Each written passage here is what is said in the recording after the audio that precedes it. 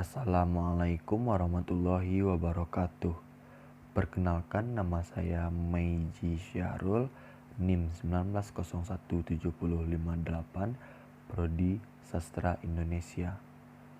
Baiklah, pada kesempatan kali ini kita akan membahas materi tentang fakta cerita, tokoh, dan penokohan. Ini merupakan suatu tugas dari mata kuliah Telaah Prosa Indonesia di bawah bimbingan Ibu Nesa Rizka Pangesti.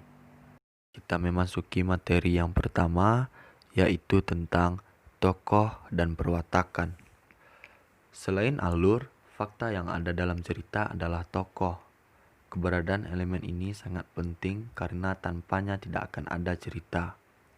Bila pertanyaan yang berkenaan dengan alur adalah mengapa terjadi peristiwa itu, pertanyaan yang berkenaan dengan tokoh adalah siapa yang melakukan tindakan itu. Istilah tokoh biasanya dipergunakan untuk menunjuk pada pelaku cerita. Tokoh merujuk pada individu-individu yang muncul di dalam cerita. Namun, kata karakter yang dalam bahasa Indonesia diterjemahkan menjadi kata tokoh dengan pengertian seperti terurai di atas. Juga memiliki arti watak, karakter, sifat. Dalam pengertian yang lebih luas, Stanton 1965.217 mengartikan kata karakter dengan sikap, ketertarikan, keinginan, emosi, dan prinsip moral yang dimiliki tokoh. Oleh karena itu, penggunaan istilah tokoh akan sangat terkait dengan konteksnya. Apakah itu istilah menunjuk pada pelaku atau watak? Pembahasan yang berkenaan dengan tokoh dan watak ini mencakup beberapa hal. Yang pertama yaitu penokohan dan perwatakan, yang kedua jenis tokoh, dan yang ketiga motivasi tokoh. 1. Penokohan dan perwatakan. Seperti telah diuraikan di atas, kata tokoh memiliki arti yang berbeda dengan watak. Namun, karena keduanya saling berkaitan antara yang satu dengan yang lainnya, pembahasan terhadap keduanya ini disatukan. Bertolak dari argumen tersebut, pembahasan tentang penokohan juga tidak dapat dilepaskan dari pembahasan tentang perwatakan.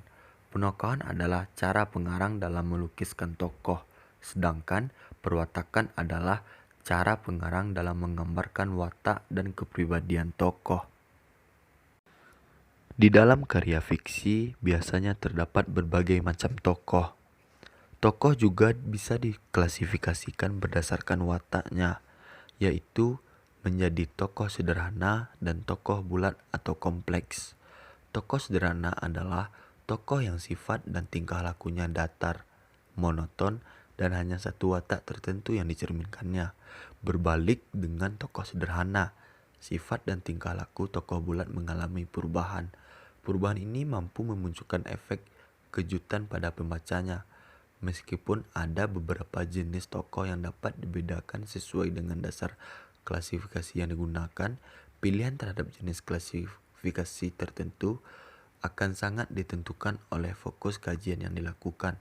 Sebaliknya, fokus kajian yang dipilih oleh seseorang pengkaji tentunya juga akan sangat ditentukan oleh karakteristik tokohnya. Jenis klarifikasi yang mana yang relevan dengan karakteristik tokoh di dalam karya fiksi yang dikaji. Dengan cara demikian akan terdapat kesesuaian antara objek kajian dan klasifikasi yang digunakan dalam mengkaji. Yang ketiga atau yang terakhir yaitu motivasi tokoh. Dalam cerita, tokoh pasti melakukan tindakan tertentu. Tindakan yang dilakukannya pasti didasari oleh alasan tertentu yang sesuai dengan tindakan itu. Alasan tokoh melakukan tindakan itu disebut dengan motivasi.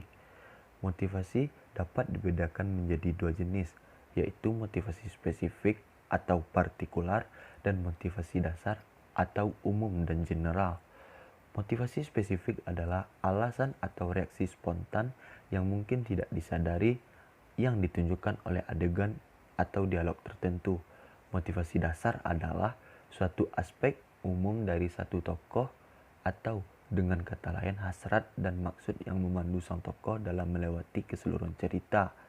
Motivasi dasar adalah arah tempat seluruh motivasi spesifik bermuara.